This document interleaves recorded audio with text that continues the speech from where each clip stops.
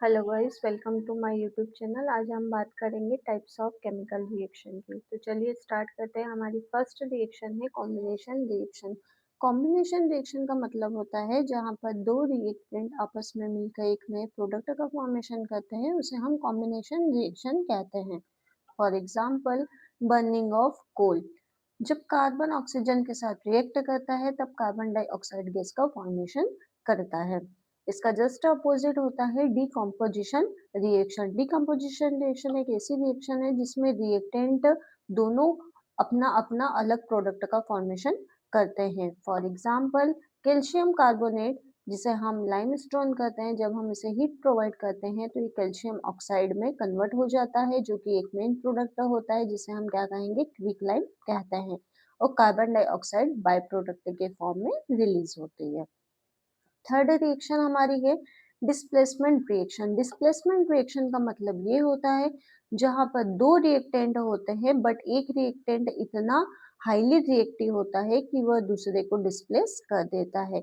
जैसे कि ए बहुत ज्यादा हाईली रिएक्टिव है, इसके वजह से वो बी को डिस्प्लेस कर देता है और सी के साथ क्या हो जाता है, एक मेन प्रोडक्ट का फॉर्मेशन करता है और बी बाय प्रोडक्ट के फॉर्म में रिलीज होता है। For example, zinc. जो जिंक है जब वो कॉपर सल्फेट के साथ रिएक्ट करता है तब जिंक सल्फेट का फॉर्मेशन करेगा और कॉपर बाय प्रोडक्ट के फॉर्म में रिलीज होगा। ऐसा क्यों हो रहा है? क्योंकि जो जिंक है वो हाईली रिएक्टिव है, इस वजह से वो कॉपर को डिस्प्लेस कर देता है और सल्फेट के साथ क्या करता है, एक नए प्रोडक्ट का फॉर्मेशन करता है। अब हम बात करते हैं डबल डिस्प्लेसमेंट रिएक्शन की। यहाँ पर एक ही रिएक्टेंट का क्या हो रहा था, डिस्प्लेसमेंट हो रहा था, बट इस रिएक्शन में दोनों रिएक्टेंट के डिस्प्लेसमेंट होगा। यहाँ पे हमारे रिएक्टेंट है A B plus C D. Okay, अब यहाँ पर जो ए है वो सी को डिस्प्लेस कर देता है और डी के साथ क्या करता है, प्रोडक्ट का फॉर्मेशन करता है, और जो सी रिप्लेस होता है वह बी के साथ क्या करता है, बाय प्रोडक्ट का फॉर्मेशन करता है। फॉर एग्जाम्पल, सिल्वर नाइट्रेट जो कि एक्वस मीडियम में रहता है, सोडियम क्लोराइड के साथ रिएक्ट करके ये जो सिल्वर है वो क्लोराइड के साथ क्या होती है, फॉर्मेशन करती है, जो कि वाइट प्रेसिपिटेट के फॉर्म में होती है।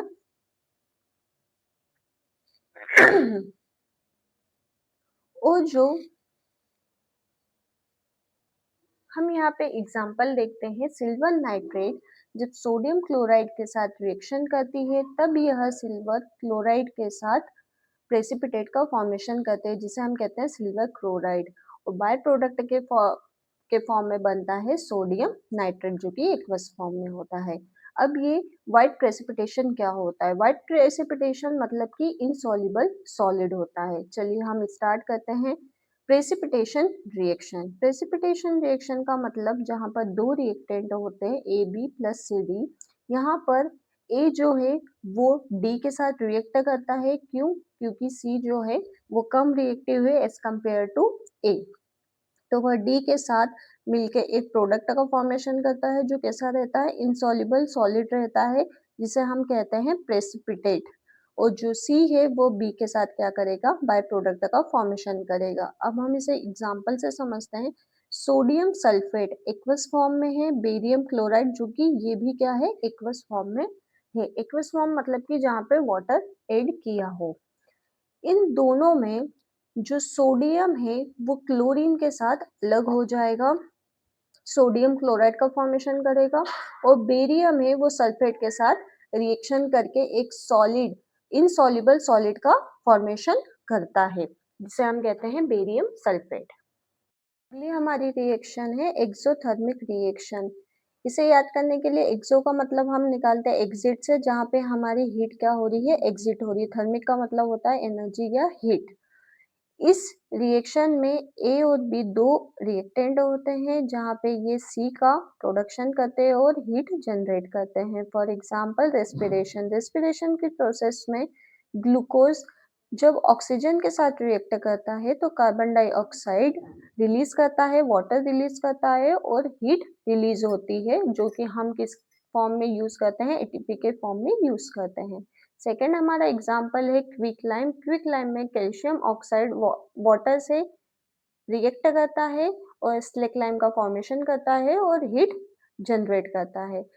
एक्सोथर्मिक के जस्ट अपोजिट होती है एंडोथर्मिक रिएक्शन। एंडोथर्मिक रिएक्शन का मतलब जहां पर रिएक्टेंट हीट की हेल्प से प्रोडक्ट का फॉर्मेशन करती है। फॉर एग्जांपल, जब हम कार्बन डाइऑक्साइड फोटोसिंथेसिस की प्रोसेस में जब कार्बन डाइऑक्साइड वाटर के साथ रिएक्ट करता है किसकी प्रेजेंस में, सनलाइट की प्रेजेंस में, तब वो ग्लूकोज का फॉर्मेशन करता है और ऑक्सीजन गैस रिलीज करता है। इसका सेकेंड एग्जांपल है लाइमस्टोन। कैल्शियम कार्बोनेट को जब हम हीट प्रोवाइड करते हैं तो यह क्विक लाइम का फॉर्मेशन करता है और कार्बन डाइऑक्साइड गैस रिलीज करता है। इन दोनों एग्जाम्पल ये दोनों एक दूसरे के अपोजिट है, इसलिए आप चाहे तो इन दोनों की जगह आप ये दोनों एग्जाम्पल भी लिख सकते हैं, लेकिन इसे कैसे लिखना है, इन्वर्ट करके। मतलब कि ये वाली प्रोसेस आपकी कार्बन डाइऑक्साइड, वाटर और एनर्जी जो रहेगी ये रिएक्टेंट के फॉर्म में रहेंगे और ये दोनों कैसे रहेंगे, प्रोडक्ट के फॉर्म में रहेंगे। नेक्स्ट रिएक्शन है हमारी ऑक्सीडेशन रिएक्शन। ऑक्सीडेशन रिएक्शन में हमें तीन चीजें ध्यान रखनी होगी। गेन ऑफ ऑक्सीजन, मतलब कि इस रिएक्शन में ऑक्सीजन का एडिशन होगा, हाइड्रोजन रिमूव होगा और इलेक्ट्रॉन भी रिमूव होगा। यहाँ पे अगर हाइड्रोजन नहीं है मतलब कि वहां पर इलेक्ट्रॉन भी नहीं होंगे। अगर हाइड्रोजन लॉस हो रहा है दैट मीन्स इलेक्ट्रॉन भी लॉस होगा। फॉर एग्जाम्पल, जब मैग्नीशियम ऑक्सीजन के साथ रिएक्ट करता है तो मैग्नीशियम ऑक्साइड का फॉर्मेशन करेगा। एज इट इज जब कॉपर ऑक्सीजन के साथ रिएक्ट करेगा तो कॉपर ऑक्साइड का फॉर्मेशन करेगा। जो मैग्नीशियम ऑक्साइड है वो व्हाइट कलर का होता है और जो कॉपर ऑक्साइड रहता है वो ब्लैक कलर का फॉर्मेशन करता है। और ये दोनों कैसे नेचर के होते हैं, ये दोनों बेसिक नेचर के होते हैं। अब हम बात करते हैं लास्ट रिएक्शन की, reduction reaction. Reduction reaction just opposite होती है ऑक्सीडेशन रिएक्शन की। गेन ऑफ हाइड्रोजन, ऑब्वियसली अगर हाइड्रोजन गेन कर रहा है तो वो इलेक्ट्रॉन भी गेन करेगा और loss of oxygen. Zinc oxide carbon के साथ रिएक्ट करके जिंक प्लस कार्बन मोनोऑक्साइड का फॉर्मेशन करता है। As it is copper oxide hydrogen को साथ रिएक्ट करके कॉपर और वाटर को रिलीज करता है। तो यहाँ पर हमारा कंप्लीट होता है types of chemical reaction. Next video में हम बात करेंगे बैलेंस केमिकल इक्वेशन की, कि हमें इक्वेशंस को कैसे बैलेंस करना चाहिए, उनके रिएक्टेंट की क्वांटिटी कितनी है और उनका जो प्रोडक्ट है उसमें मॉलिक्यूल और एटम की क्वांटिटी कितनी है, वो इक्वल है या नहीं है। तो हमें दोनों को क्या करना है, इक्वल करना है। तो इसी टाइप के वीडियो देखने के लिए मुझे फॉलो एंड सब्सक्राइब करें। Thank you.